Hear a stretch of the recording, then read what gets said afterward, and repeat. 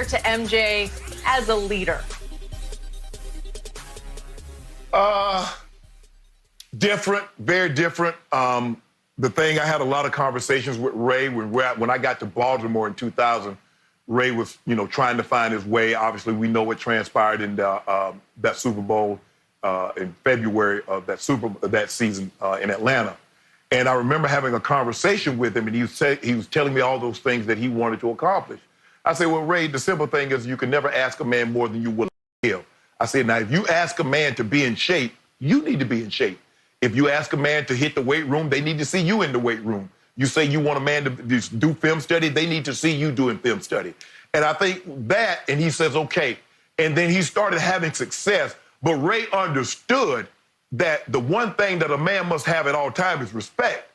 And was Ray tough? I think to a certain, when I can only speak to what it was for the 2 years that I was there. And 1 year, my first year there, he won Defensive Player of the Year. And I think a couple of years later, he won it again.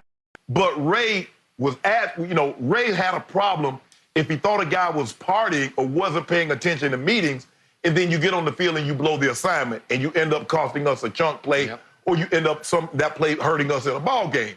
But Ray was very respectful because he understood guys will probably follow you more if they respect you. And look, what you gonna do? You're gonna fight defensive linemen, you're gonna fight cornerbacks if they don't want to hear. At the end of the day, like you said, the guy got to be very self-motivated. And I think the guys were very self-motivated, that Mike, the button that he was pushing. But I just think that Mike went overboard where I never saw Ray go overboard in the 2 years I was there. Okay. And he said something very, very, very interesting. He said, the leadership style, but he got the results. Again, the ends justify the means. He said, but I don't condone disrespecting a man in any way. And Skip, when you really get back to it, that's all you and I have been disagreeing. We really agree. That's the only thing that you and I have probably butted heads on, was the disrespect that I think Michael showed in some of these cases. But Ray, other than that, Ray was tough. Ray was demanding because he held himself to a high standard. And the thing that I told Ray this, I said, Ray, them guys not you. God blessed you with the ability to run and to be sudden and to thump and to be able to process information at a very high rate of speed.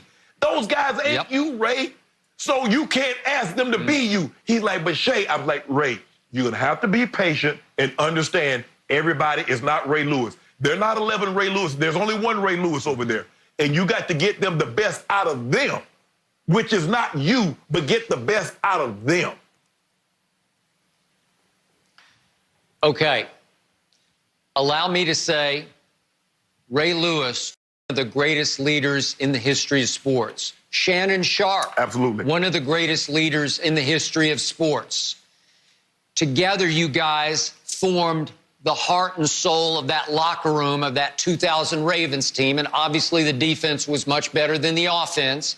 But you made a play here or there that was crucial to giving you just enough points to win the football game, because the other team was not going to score many, if any, points.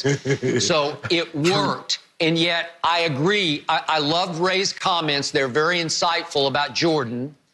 And yet, I'm with you. Ray was different. Allow me to say, you brought this up.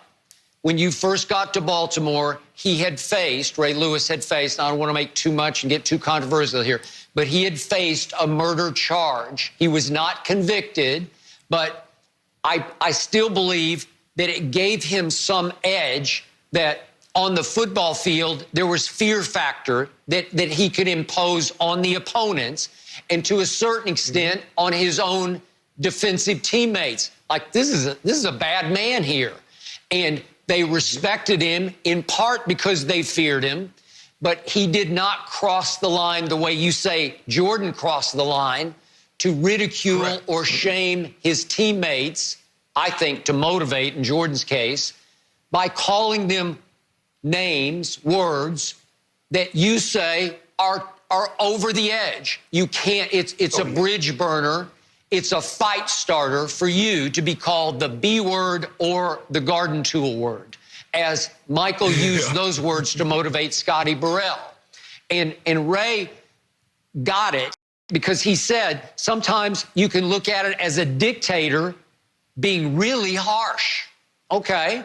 And he said, I don't condone, as you just read, disrespecting any man in any way. But they did get, Ray acknowledged, they got results. Okay, they got results. So Ray concluded, you have to find a way to push their buttons and hopefully do it in a way where they don't say, I hated him.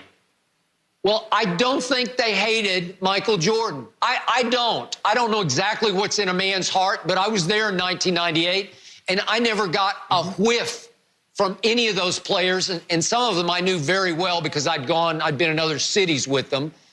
No one ever said, we hate him. They were afraid of him, and they thought he could be one crazy you-know-what occasionally because he was psycho-driven to win at all costs. But they all believed that deep down he did care about them, and he did need them, and he was trying to strengthen their weaknesses to bring them up as close to his level for playoff basketball as he could get them. And it did work. But Ray did it a different way. I think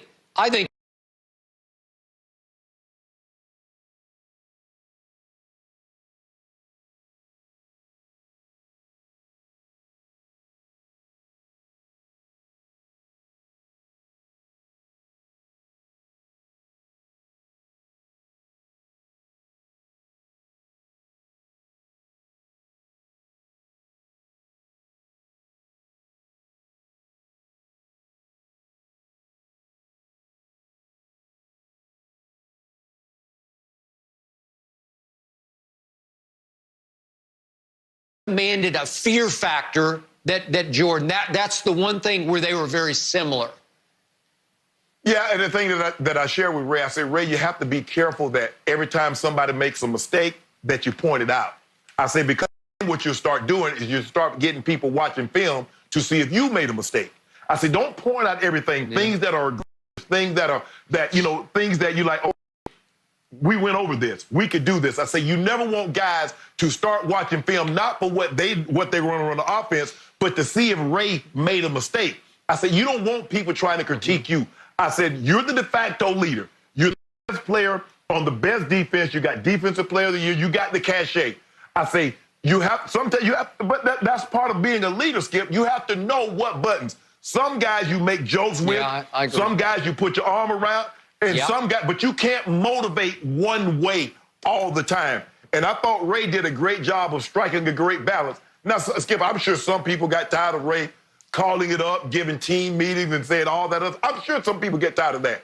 But at the end of the day, he was Ray. He had been there. He was the original Raven. He and J.O. had long gone.